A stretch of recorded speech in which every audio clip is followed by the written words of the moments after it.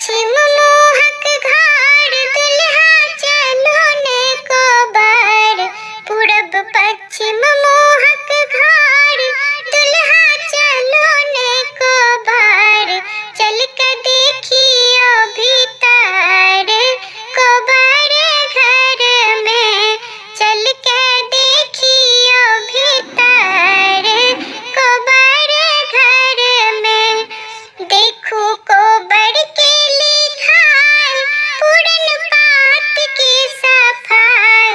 देखो कोबर के लिखाई पूरन पात की सफाई। आजो कन्याएं तिया संग कोबर घर में।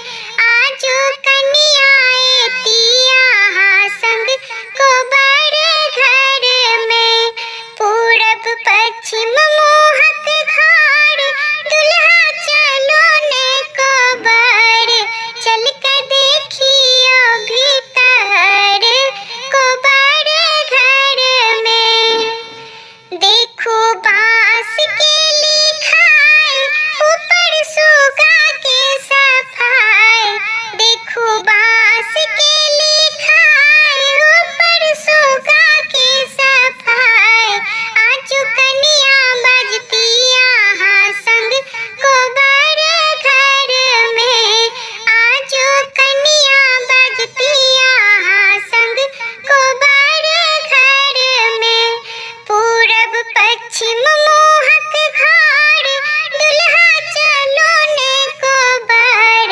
चल के देखियो भीतर को बार घर में।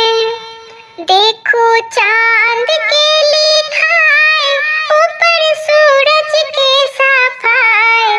देखो चांद के लिखाई ऊपर सूरज के सफाई। आजो कन्या रहती यही संग कोबर घर में।